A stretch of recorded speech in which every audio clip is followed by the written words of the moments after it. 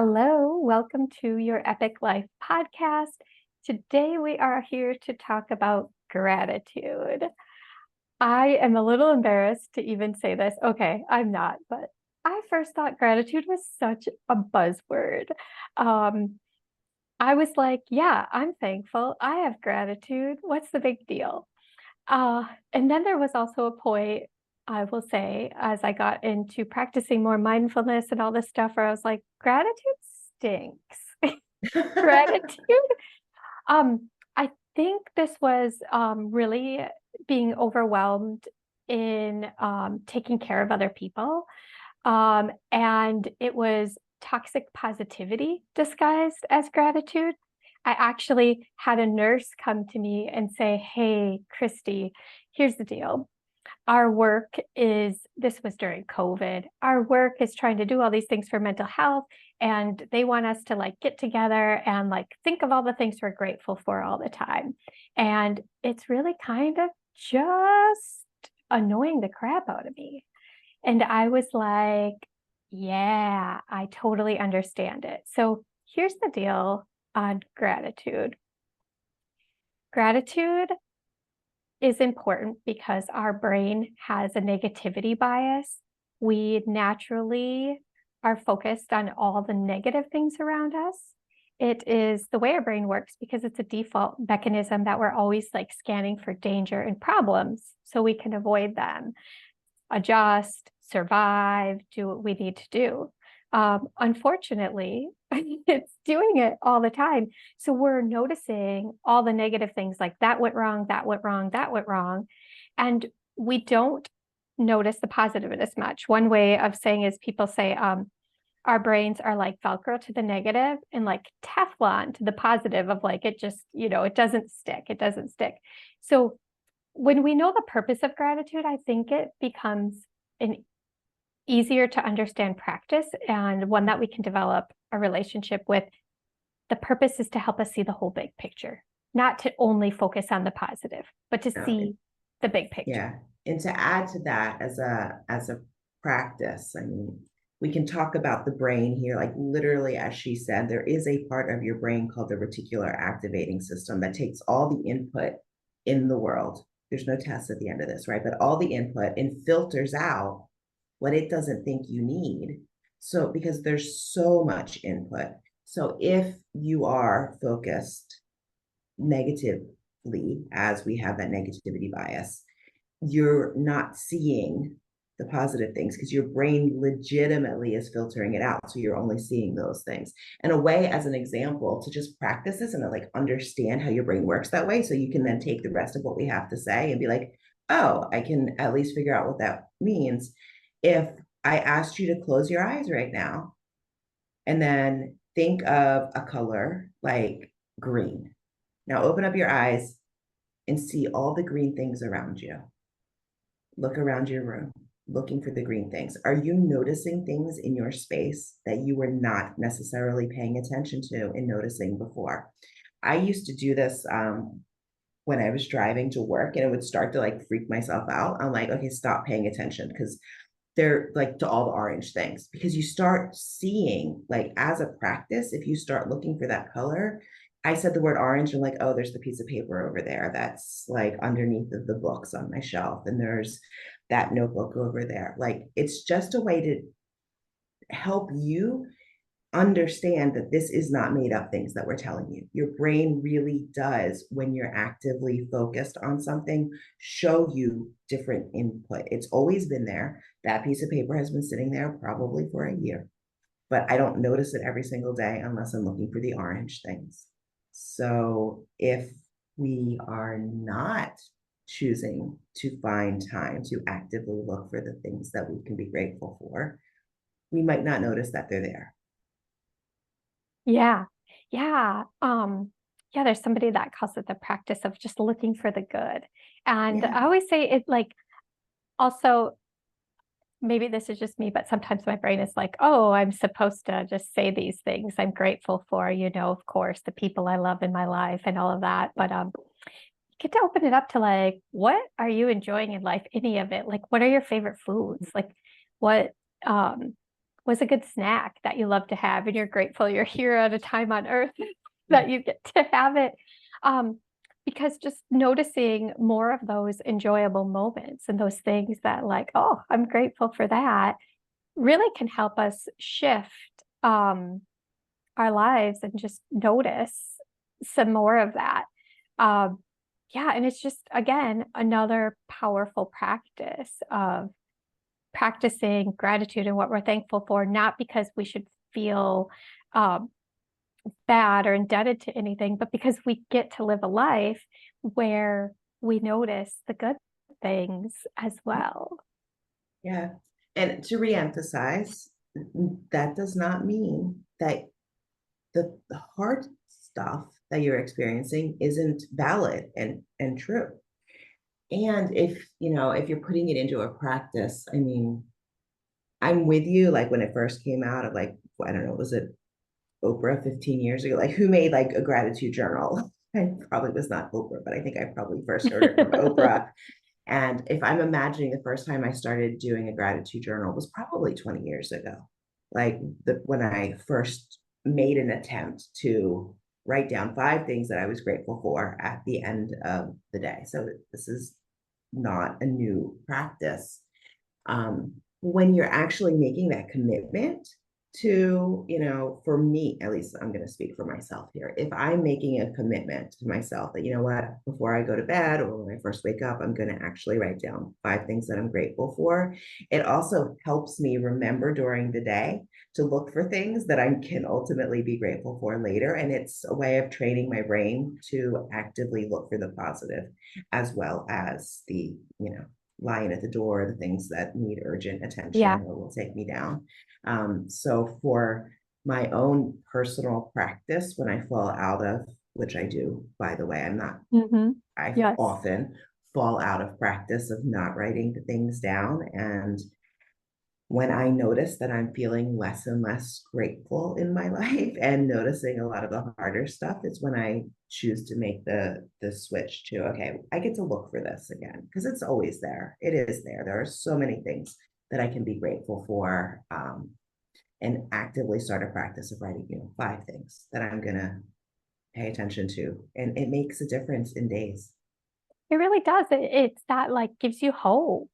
It gives Yes. you something to look forward to. And I think, it's just that big thing of like, it's because otherwise our brains are wired to focus on all the other stuff. And yeah, I think like it's like today was hard because of this, and I had these moments of this. I think there's a term coming out where people are calling them glimmers. Like, what were your Mhm. glimmers of the day? Just like little moments of, you know, happiness, joy, amazement, and things. And, what little things maybe that bring you awe. And because they happen every day, it's like we talk about, the mind of a child seeing like, oh my gosh, the flowers are here, the leaves are changing, all of that. And just taking a moment to notice those things helps us remember of, yeah, we have to get groceries and do the dishes and do the work and do these things. And also, like, we live in this amazing earth that has seasons and things change, and nature just like magically does all of this stuff around us. Yeah. It's funny you went there because I had just looked out the window and I was thinking about things that I was grateful for and was the beautiful blue sky, right? As we're having the conversation, like we do live in a world that does allow space for all. Even if we're not feeling it in our own personal life in that perfect moment, there is that option to look out and, regardless of what's going on out there, it can be awe inspiring. And it's Yeah. actually a really important piece. People that are deep into activism work. I think maybe Layla said is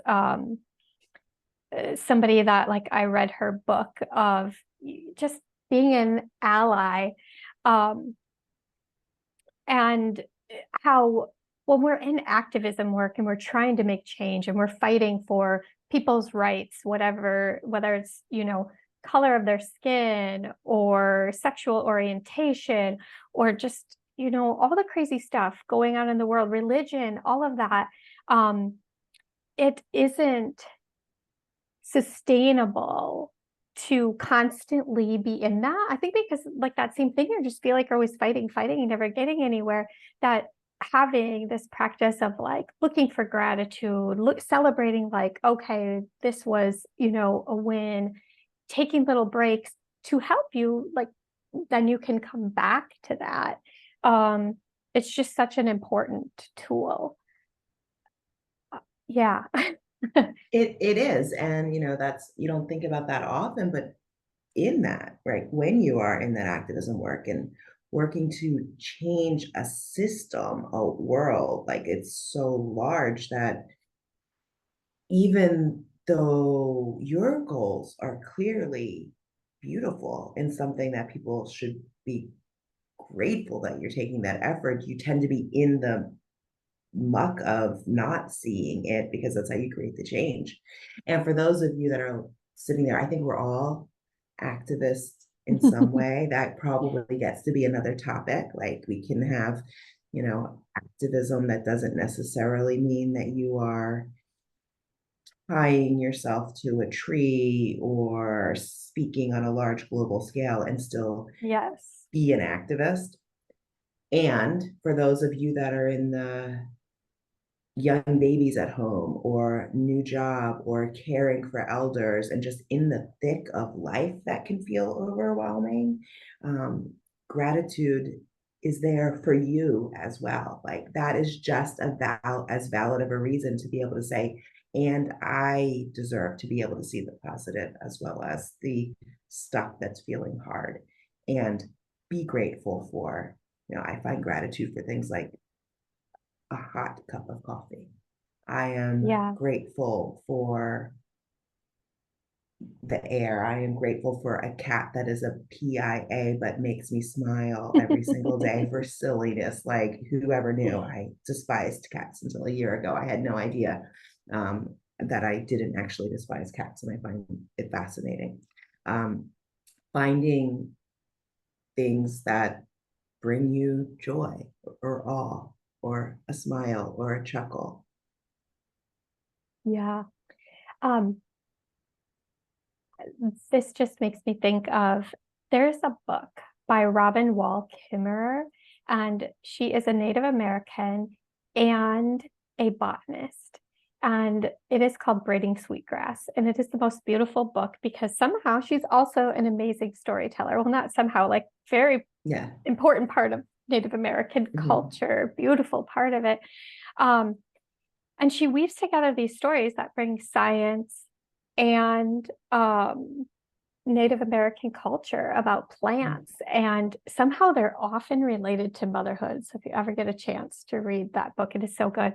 But she talks about, she has a word for it, but basically gratitude practice for nature, for Mother Earth, for nature, before we eat the foods, and like why we do that. And it's such a practice that like a lot of people have probably done at some point in their life, but just like coming back to like, oh yeah, what a powerful piece, and how we do that, of like just thinking about, gosh, we had plant and rain and soil to grow this and all of the things. I think, yeah, just also gratitude just helps bring awareness to the little magical moments in life of even just getting food to the table. Such an amazing thing. But yeah, and the cool thing about practicing gratitude is it can be pretty easy. It can be as simple as you've said, of like writing down, a handful of things you're grateful for.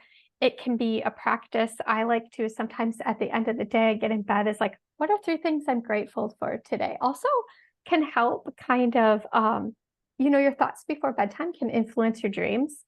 So that can be pretty cool.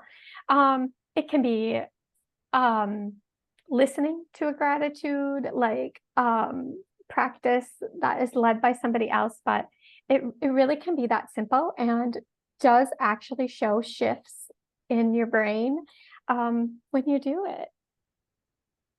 And I would love if you would give it a shot and let us know what's going on. First, I would love to hear, like, if you want to share with us a gratitude practice or how you are already incorporating gratitude into your life, because I think it's kind of cool. There's a lot of different people in the world and different ways that it can, and I love new ideas. So if you're listening to this and you're like, oh, this is the way I do it, share, let us know, Yeah. reach out. This reminds me of a funny story that I just want to add here because I feel like it really just honors the spirit of what we're trying to do. I was just teaching at a school, teaching mindfulness practice to staff and asking like, how are you bringing it, with your students or with your kids or your own life or whatever.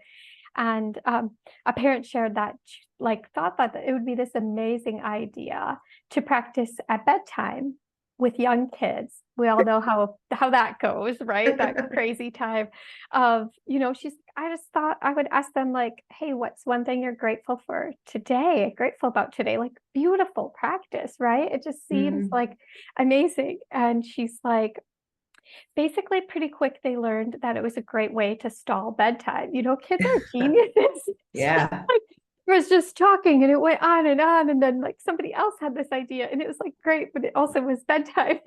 And I had to like shift to maybe let's move that to mealtime and let's do something else at bedtime.